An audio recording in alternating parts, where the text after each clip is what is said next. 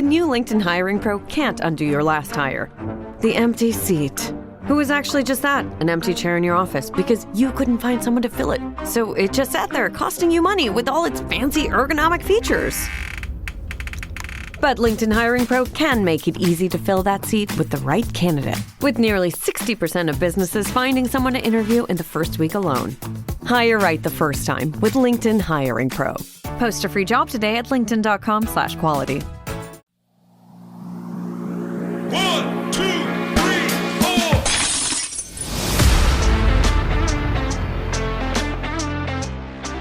You're listening to the Australian Hunting and Beyond podcast with Matt, where we talk about hunting, shooting, fishing, camping, and everything else that the great outdoors has to offer. Let's get into it.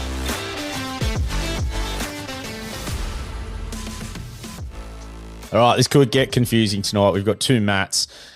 So Matt, one of the guides up at Northwest Outfitters, mate, thanks for coming on the show. I'm looking forward to this because you've done a fair bit of hunting over the last couple of months. Yeah, cheers for having me. It's good to be on here. And been pretty busy. So, mate, you've been up at the property guiding. Now, how does that work? You go up there for a good chunk of time because I'm guessing during that rut period, it's just unreal to say the least. And I'm guessing you're flat out with just people and just every single day. Yeah, man, it gets pretty busy over. Like I sort of take the month off for work, and sort of head up there. And as you know, it's pretty manic. So, and it's starting to get pretty busy up there. You know, the name's getting out there, which is good. Like the quality is definitely up there, as you know.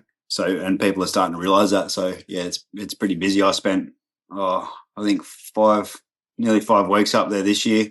I was probably home for maybe 4 of those 4 days over the month, I think. So I went up there end of the March and started guiding then. So it's hard to explain how good the property is. Like I talk to people and just say it's unreal. And then I've been lucky enough to take up a couple of mates and they can't believe how good it is. There's just a plethora of deer, some absolute cracking bucks. And it's almost to the point, like, I know we were chatting off air because briefly when we got put in touch to just, it's so hard. Like you pull up in the dark and there's just bucks everywhere croaking, and then you're trying to work out which one do I go for. And the one thing I really struggle with is trying to decide from the croaks and go on which way do I go here, and obviously try and play the wind and things like that. But man, how do you do it? Like when you've got that much options as a guide, how do you make the decision to go, we'll go this way or that way? Is it purely wind, or are you listening and going, oh, that sounds a bit bigger, or how's that work? Oh yeah, for sure, man. It's a bit of a challenge, but like I just go at it. You know, it's hunting, as everyone knows. It's hunting. It can go either way. You can have the biggest plan and everything in place to, you know, what you think's going to work, and it just not work. I pick a gully depending on what the wind's doing. That's my old saying up there. I just say, pick a gully, mate, hit the gully and just see how you go. That's the best you can do. Like, and as you were saying, like the bucks just croaking everywhere. They're pulling you from left to right, up, down.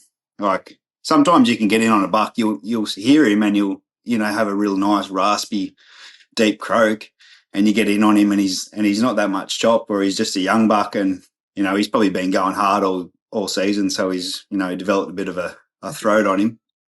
But yeah, like you just got to roll with the punches and see what you get in on, and that's hunting, I suppose. Like you get in on a big buck or a small buck, you just got to make it up as you're going and go from there, I suppose.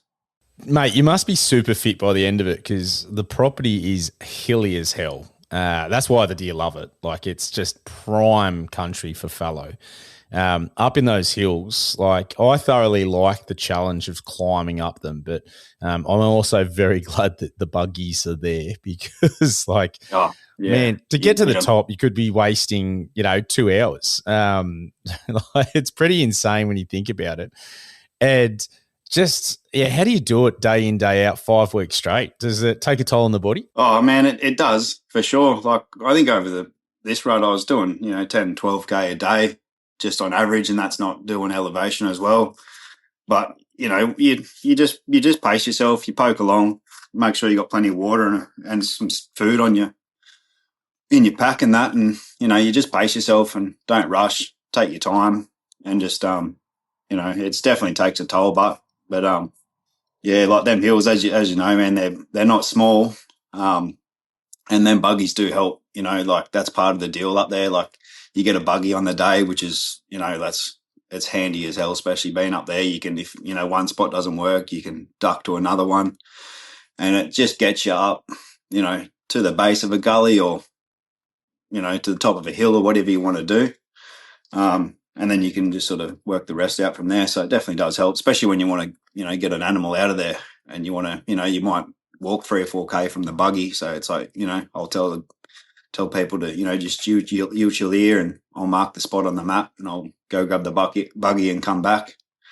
And, it's just definitely a handy little tool on the job. So works good. Yeah, I think it's a necessity up on that property. Like I sort of always get there, and it was funny. I was joking around a couple of podcasts back. We sort of recounted our trip, and a couple of times one of the boys didn't want to go up the hill.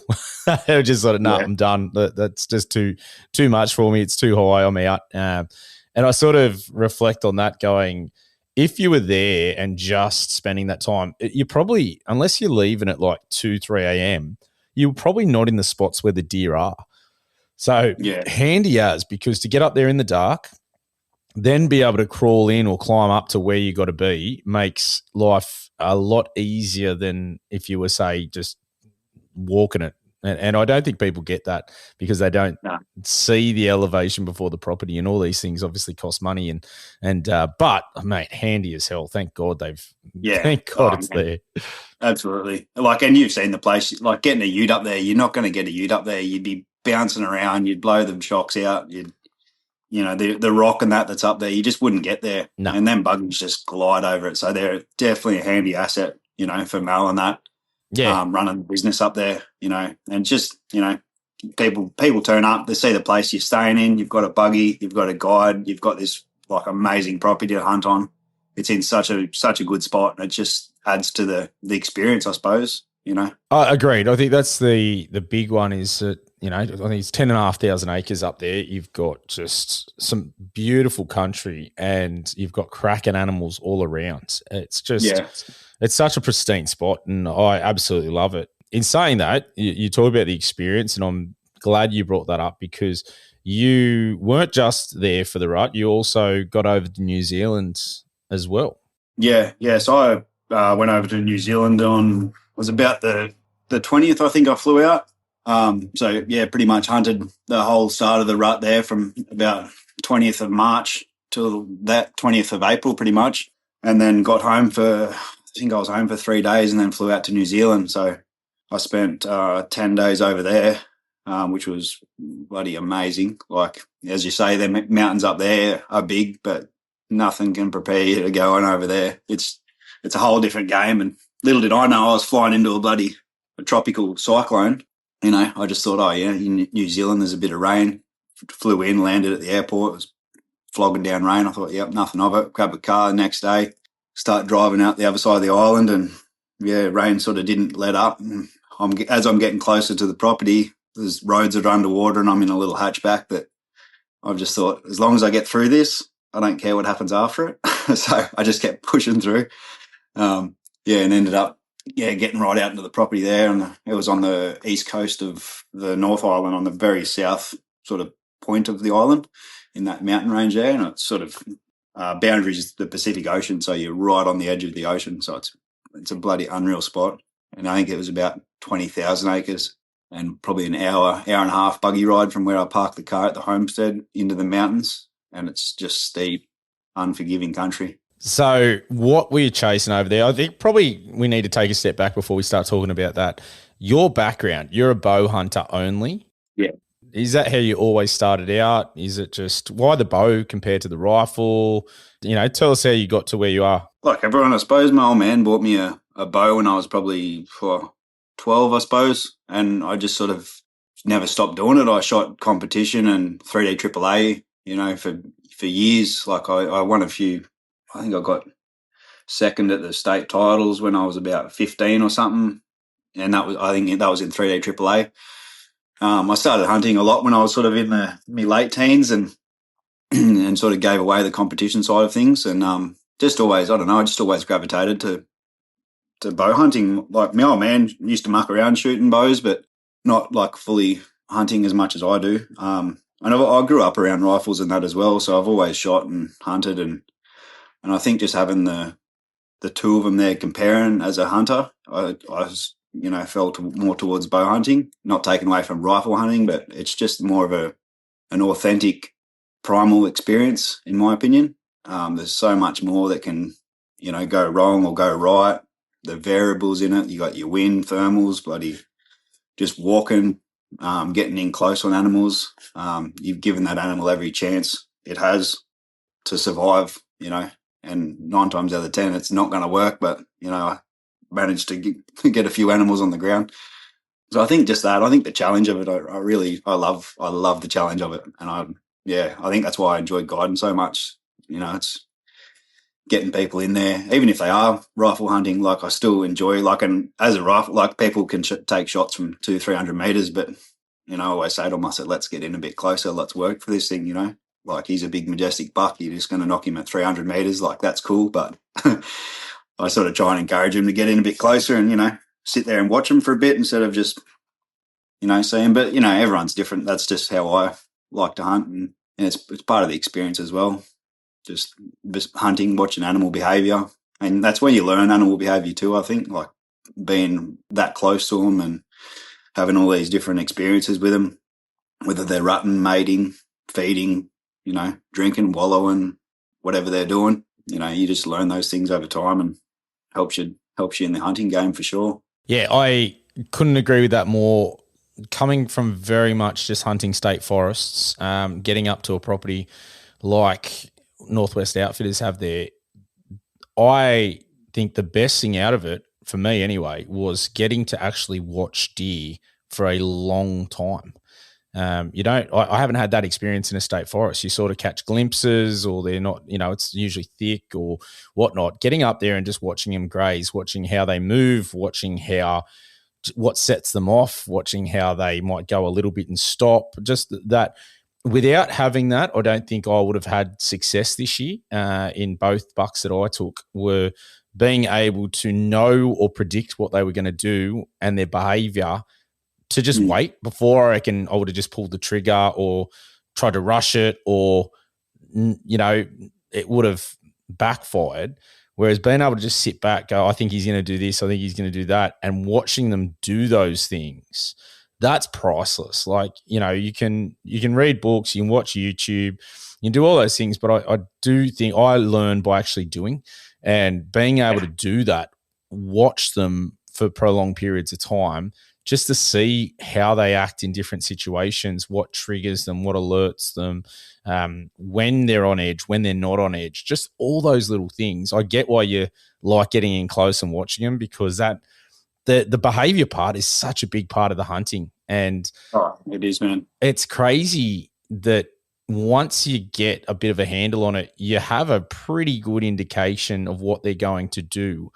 And it's just now evident to me how important that experience is. Yeah, man, absolutely. Like, as you said, just being up at Northwest there, like with the quantity of deer on that property, you've got the option of seeing so many deer, so you can do a bit of groundwork like that. And I suppose guiding myself, like I've spent a lot of time getting in on animals and just sitting there, because the pressure for me to hunt is not there. Like the pressure is getting my clients in to a good spot, or sitting with them, waiting it out with them, and yeah, you see them behaviors, with bucks, and again what you were saying with how they're acting and what they're doing. You learn what calls and what things to do if you want to try and attract a buck at certain times and different times of the rut. A lot of people don't get to see that because they don't have they're not getting that as much, but well seasoned hunters, obviously they know what they're doing. But for someone just new to it,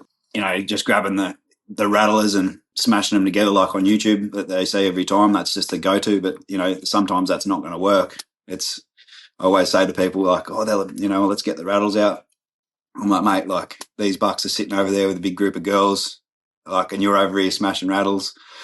It's like me at the pub. I'm not going to go on blue with some dude that I'm sitting over here with a heap of girls. You know what I mean? It doesn't make sense. It's the same sort of thing.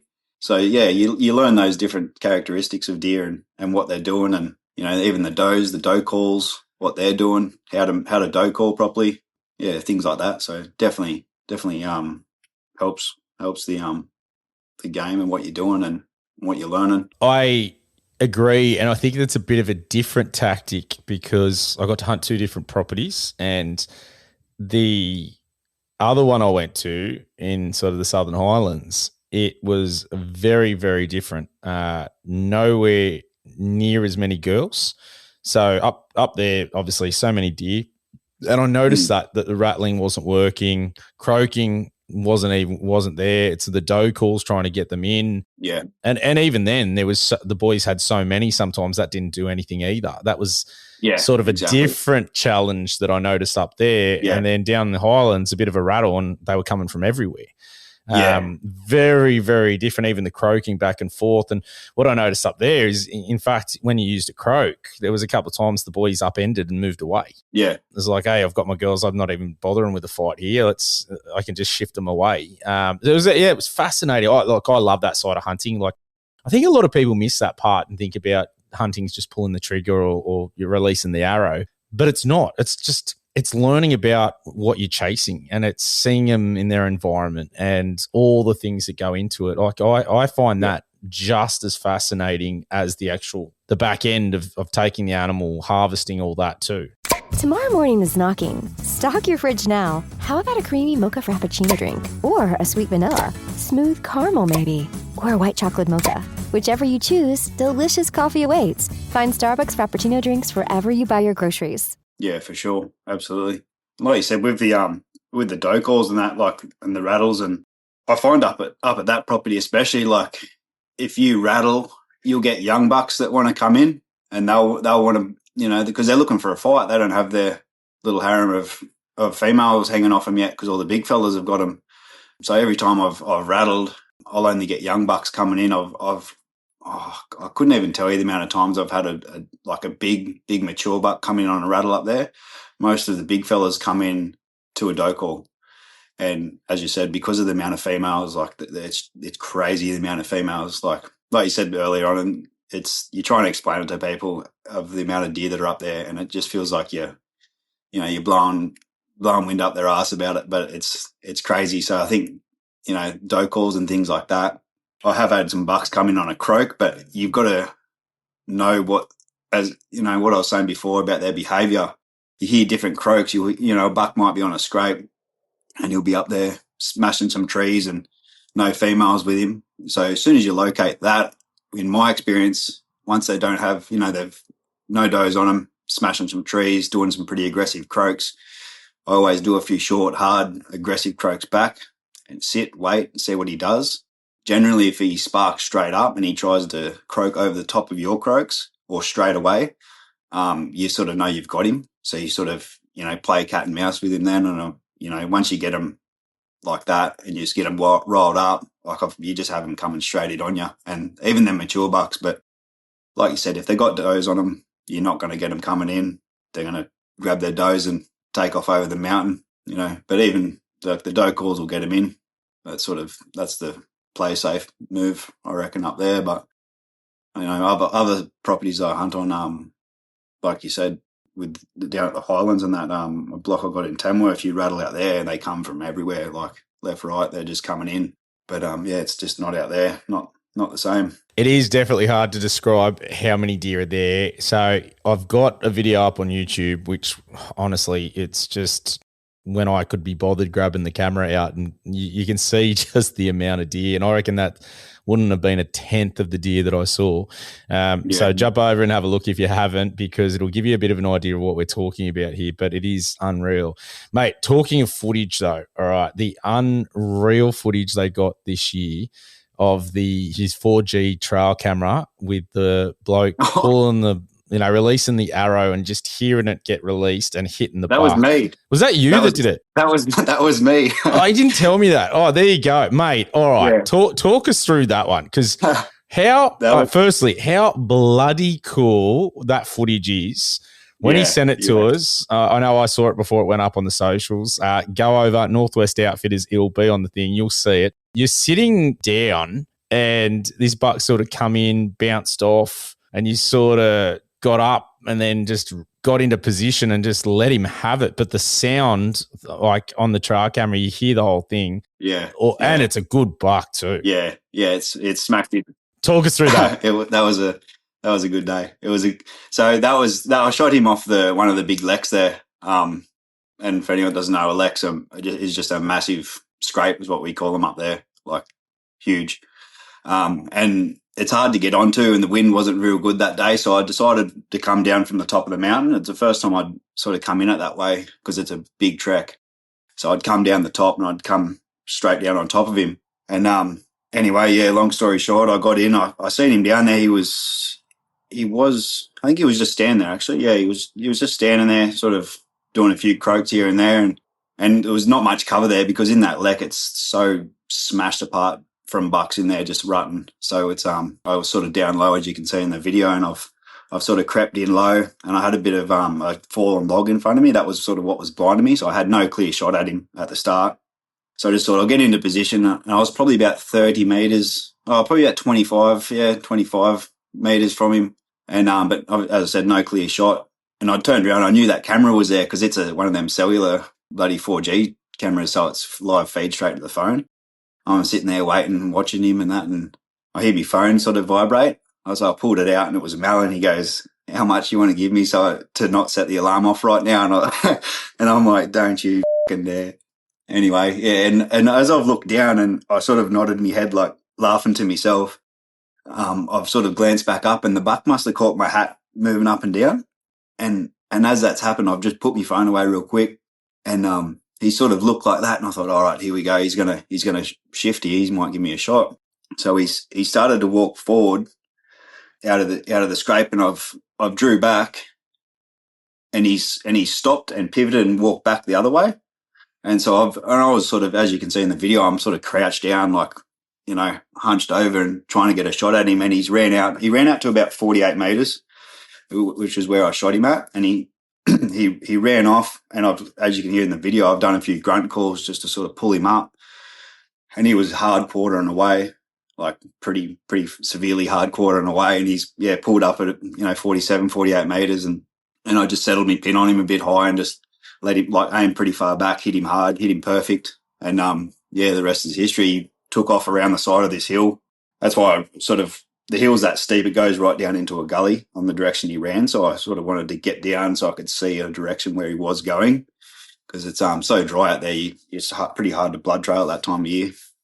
So I've just took off to sort of see where he was going. I just sort of got into the clear down the bottom and seen him duck over onto the side there. And he was probably maybe about 100 meters, maybe a bit over 100 meters from where I shot him. And he was curled up under a tree there, and sort of a little washout of an old creek. But he was a nice chocolate buck. That was my first one for the season. I got him end of March, so they weren't in full rut then. They were still very much like had their wits about them, as you know. Like before they go into rut, they're still on the ball. So I like to get out there and try and get one on the ground where they're like that, so they're not all smashed up with their antlers and stuff. But it was a pretty cool experience, especially with the camera, all seeing it all unfold.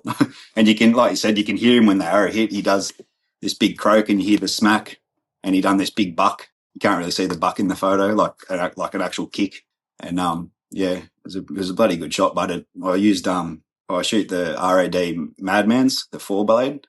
They look like a bloody torpedo tip, like razor sharp little things. And because I hit him so far back, it just opened him up. Well, it was probably a 20 centimetre hole that it put in him because it started so far back and just opened him up. And I think come out sort of front of his chest on the right side. So would have nicked his heart in there somewhere, would have lunged him and hearted him. So I was pretty happy with that shot, eh?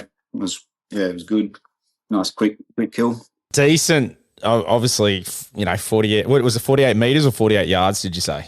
Meters, yeah. Meters. Just going meters, yeah. Yeah, nice, perfect. It's a cracking shot at that, because I know I've got to be shooting regularly to go to 40 and feel comfortable about it. So getting out to 48, like that's great. And you're moving too.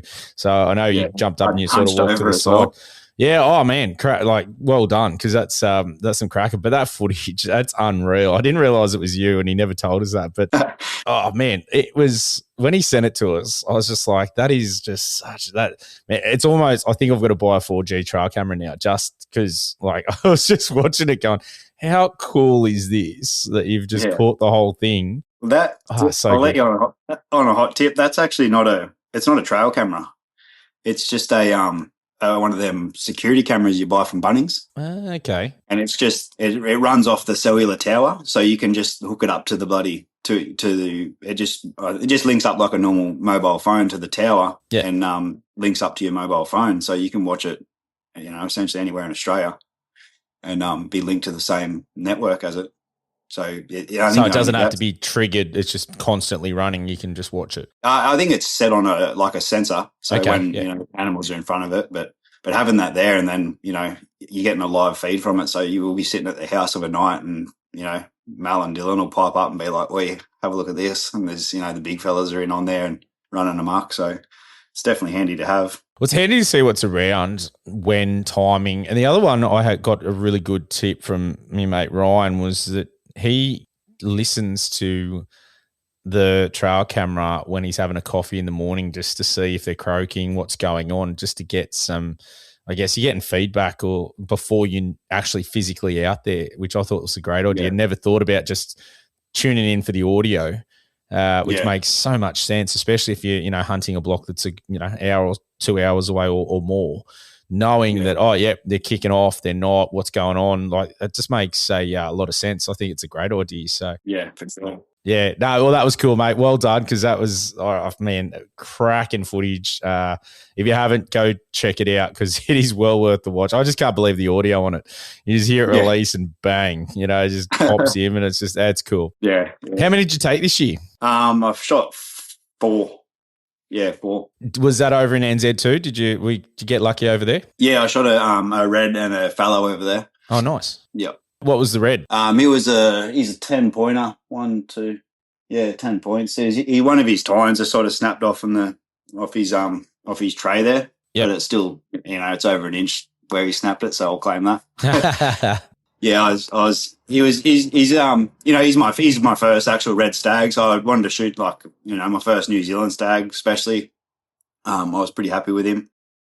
And given the conditions I was shooting him in, like it was on the last day of me hunt, and as I said, it was a mass cyclone that was over there. We went into a state of disaster in Wellington.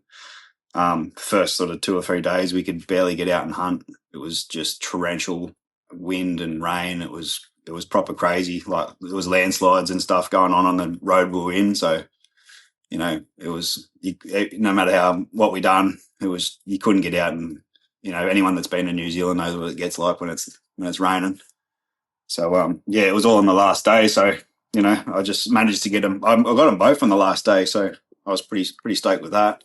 Yeah, it was definitely a good experience, and pretty stoked to get me first red on the ground. Yeah, man, that's cool. How do you find the difference between New Zealand and Australia? Like, what were sort of the takeaways? In country or the animals? Bit of everything. Because a lot of our listeners are, mainly obviously Australian, quite a few US listeners as well.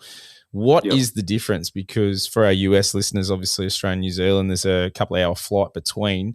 A lot of the same species that you can hunt, especially deer-wise. I think we've got quite a few more here, though. Yep. It obviously looks a lot hillier. The weather is always a big one. Everyone that talks about going over there, you've sort of got to pick your window because it can be pretty bad weather-wise. How do you find it? Yeah, well, I found obviously it was pretty horrendous when I was there, but being an island and being so small, you're going to get weather changes within every, it could be sunny 1 minute and then absolutely torrential rain the next. So you've really got to prepare for that. Take your thermals. Even in that sort of time of year, it does get cold and the wind is pretty horrendous. It just cuts through you. So, having your thermals, having a good rain jacket is definitely, and waterproof boots for sure. And make sure you're fit because them mountains are just definitely nothing like you'll experience over here. They're just steep and just continuous mountain ranges. You know, you're not really. It depends where you're hunting. Where I was, it was pretty steep and pretty unforgiving.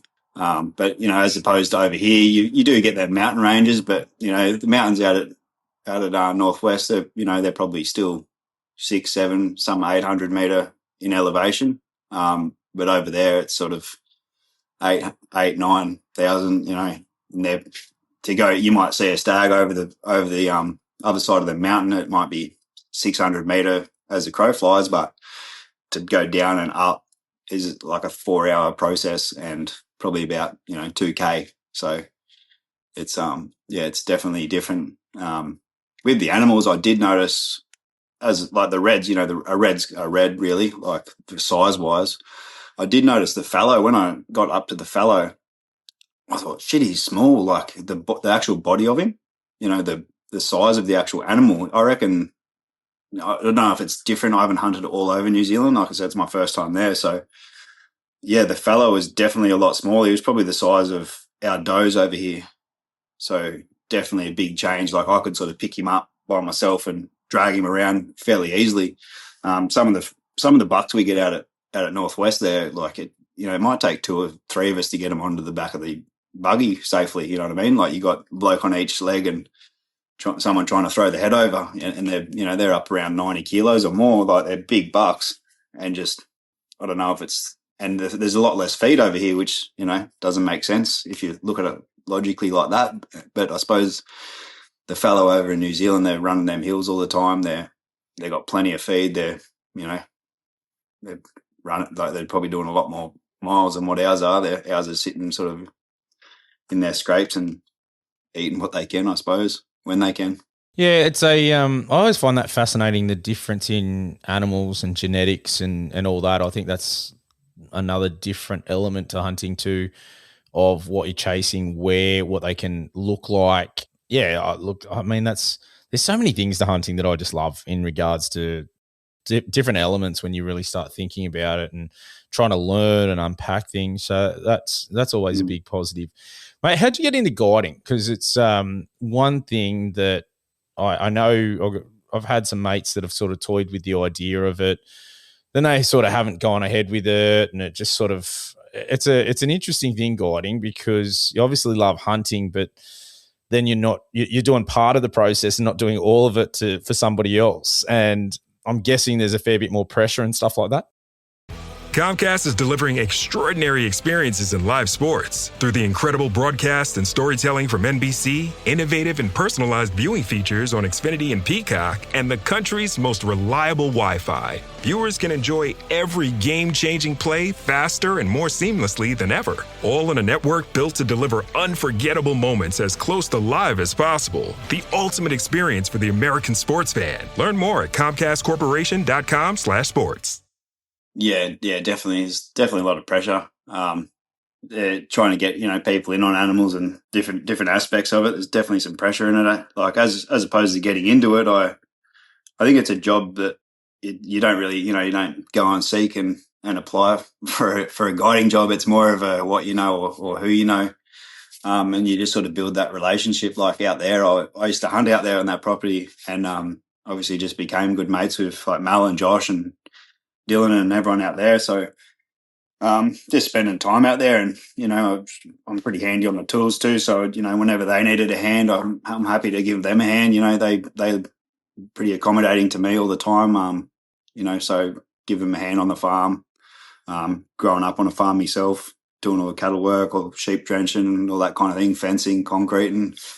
So yeah, I didn't mind doing all that kind of thing. And I thought, always in the back of my mind, I always thought guiding, like, what a cool job. Like, you see them American dudes like Remy Warren and that, they guide all year round and hunt the rest. And I thought, what a cracking job to have.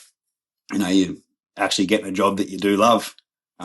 So yeah, to have the chance to do that is, I'm definitely appreciative of it for sure. And to do it on such an amazing property, it's just, yeah, couldn't thank them enough. And yeah, really enjoying it. So, but it is it's testing, like getting, because you're trying to make everything work, and then you're second guessing yourself, because you don't don't want to muck up their chances on a decision you've made. So, but that's hunting. Like nothing ever is going to work. It's not like you go and shoot and fish in a barrel. And I think a lot of hunters realise that too. Everyone that I've guided out there has been great. Getting people in on animals and just seeing how they hunt. And I like to sort of I don't sort of take the reins guiding as much as, I don't know if other people, I've probably only been on one guided hunt myself. And, but I sort of give them the option. I say, look, this is what I think we should do at this time. What do you think we should do? And I might not see something, or might be a different approach that, they're thinking. I think, well, shit, that's a good idea. Let's do that. So I sort of like to, not just say, let's go here, we're going there. And then so it gives them a bit of sense of, I hunted this myself as well. And, when we get close on an animal, I'll say, look, do you want me to come with you, or are you happy for me to sit back, or what do you want me to do? So I try to give them the best experience possible of, taking their sometimes their first animal, which is a big deal.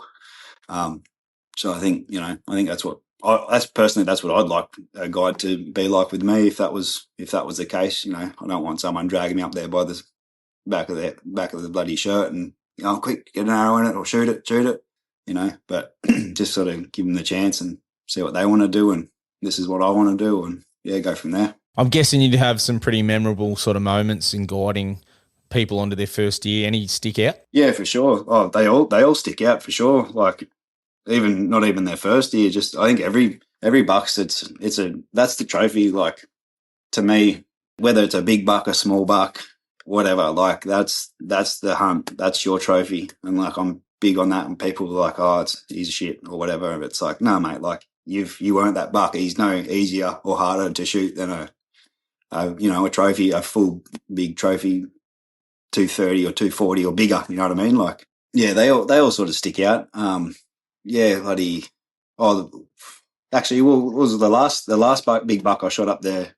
I had two fellas up there that they were brothers or cousins. I can't remember. Brothers, I think.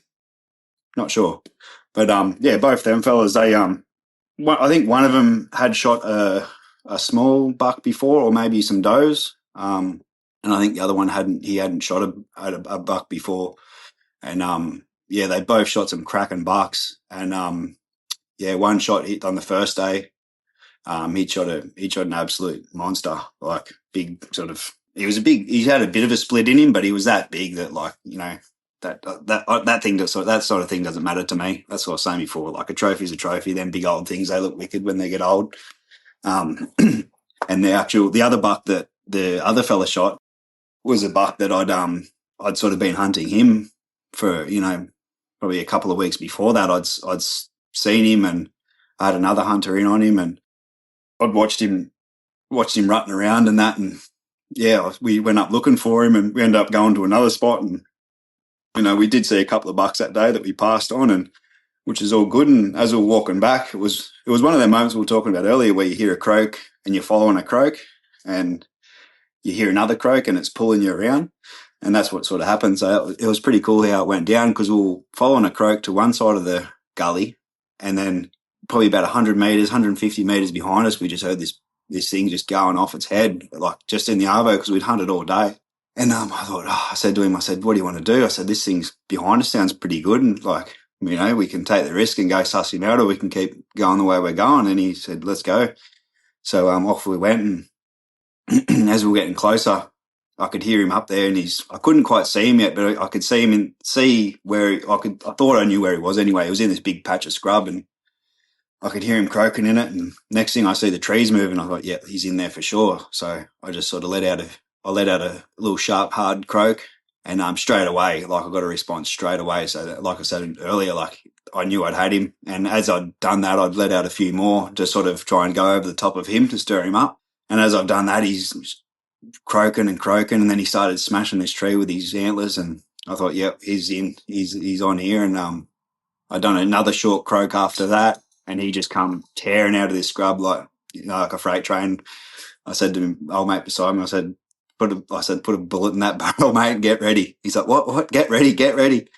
And yeah, he come into about, I think about 70 meters, and pulled up to have a sniff on a tree. And yeah, old mate just yeah, shot him, perfect shot.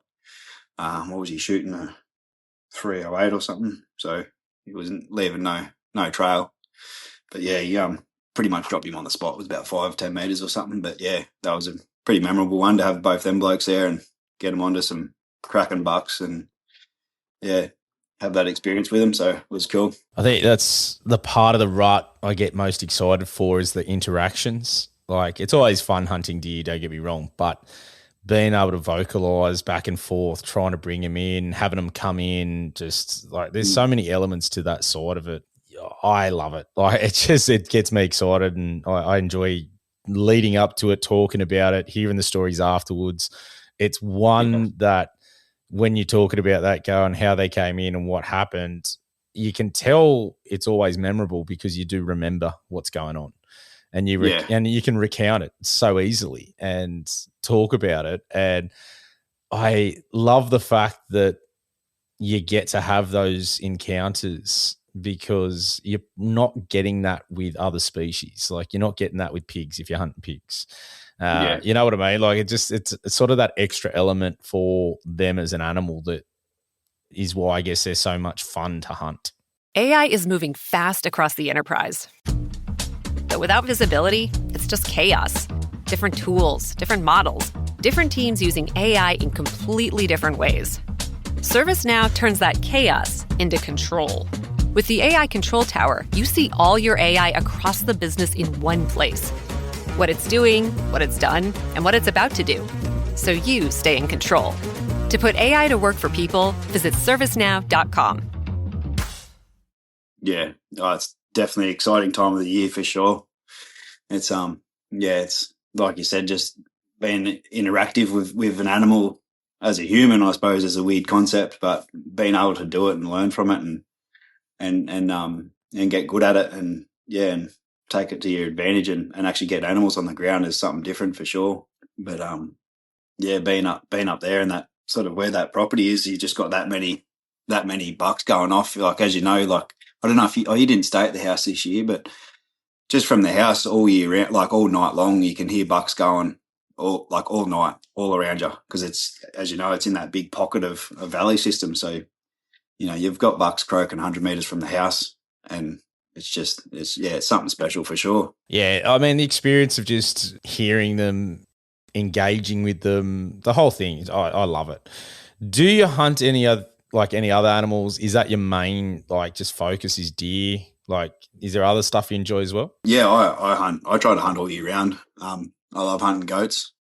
I love hunting. Yeah, like I do chase pigs. Not as much. I'll chase them if they're there, or shoot them if they're there. But yeah, like, I love hunting goats. I love whistling foxes. I just love hunting pretty much. So yeah, I sort of try to take everything on the ground too. Like, I eat a lot of me kills. Like, I take all the skulls, obviously, as everyone does.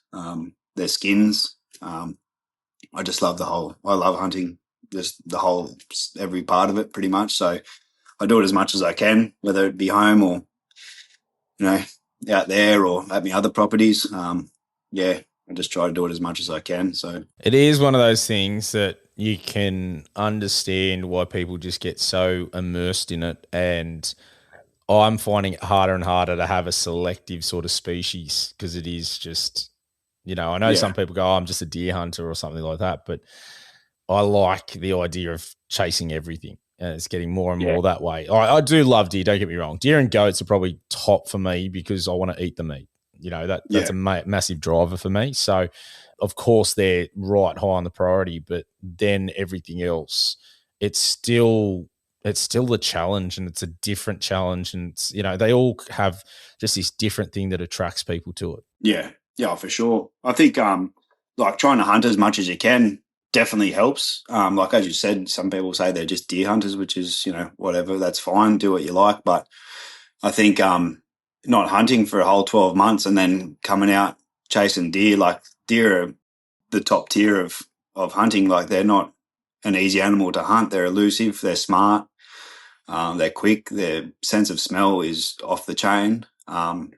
So I think just being out there as much as you can as a hunter, and whether it be deer, goats, pigs, rabbits, foxes, whatever, being comfortable in them hunting settings and taking uncomfortable shots from uncomfortable positions, like that shot in that video, like that wasn't comfortable at all, but like I'll sit there all day because I hunt all the time. So I think that sort of benefits me to be able to do that. Like I can shoot from sitting down.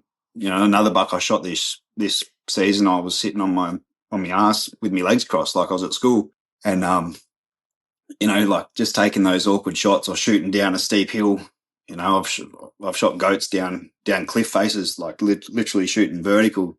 You know, it's hunting, so it's not going to be perfect every time. You can't just shoot a flat 20 meters or whatever you're used to shooting. So I think trying to hunt as much as you can, if that's what you want to do, and do it well, like being comfortable behind the bow or the gun in that situation with that pressure. You know, you got your adrenaline going. You know, things can go wrong. You know, when you draw back or you set up with your rifle or whatever you're doing, you sort of go into autopilot mode. Like I don't sort of think about all those little things. Squeeze me trigger. Like I just subconsciously do it because I'm that used to doing it. So I can, I can just see an animal. In my mind, I can range that animal and know how far it is without even using my rangefinder. Like, you know, I do have my rangefinder on me for sure, but in a pressured situation, I'm pretty good at ranging them. And that's another thing you do get used to doing is ranging things. Being in that situation, taking quartering on shots or quartering away, like shot placement is huge. You know, everyone needs to make ethical shots when you're doing things. You know, no one wants to be tracking animals or just wounding animals for the sake of it. That's no good. So, wasting meat then. But yeah, that's another thing that sort of comes hand in hand with doing it all the time, I suppose. Definitely helps me for sure. Well, I mean, the old say, the more you do something, the better you get at it, is so true. And you're right. Yeah. The more time in the bush, the more you learn, the more better you get, the better you adapt to situations, positions, all those things. It's one of those ones that I think for me, what I love about hunting is that you can have pretty much no clue, get out in the bush, be safe about it, and learn on the way. And you might bump deer or you might bump animals or whatever it might be, but you'll learn from each experience each time you go out, and you just keep getting better and better and better. And it's not like something like a team sport where you have to rely on other people to go with you or whatnot. You can just get out there and do it on your own. And I think that's the beauty of it, is that by just always going out, always learning something new, you are always going to be learning and getting better. That's such a cool thing to do. Yeah, absolutely. Absolutely. All right, mate. It's been a really good one. I appreciate you coming on the podcast. Mate, take it you've got Instagram. Yeah, man. Yeah, I've got Instagram. Yep. Yeah. What's your details so people can give a follow, and I'll put it in the show notes as well. It's the Scrub Hunter with a scrub.hunter. Okay. All right. Scrub Hunter. Mate, where did that come from? I'm glad you asked. It was just a bit of a piss take with me mates. I'm always talking about going out the scrub hunting, and it just sort of, it was a little play on words, and I just thought I'd only just started Instagram recently, and I was thinking, what am I going to do? They're like, I'll get the scrub hunter out there, and I'm like, oh, yeah, that'll do. So yeah, that's how it sort of started. It's just a bit of Aussie slang in there too, I suppose. So, in the scrub. Well, you know what? No place I'd rather be than out in the bush in the scrub. So it's, I get it. So, mate, well, guys, go and check out Matt, Scrub Hunter, and we'll have everything in the show notes so you'll be able to. But, mate, thanks for coming on the podcast. Really appreciate it. Cheers, mate. All right, listeners, bye for now. You've been listening to the Australian Hunting and Beyond podcast with Matt. Thanks for tuning in, and can't wait to catch you next time. But in the meantime, if you want more, you can find it at linktr.ee/Australian Hunting and Beyond. That will give you our YouTube, Instagram, X, Facebook, you name it. We'll catch you next time.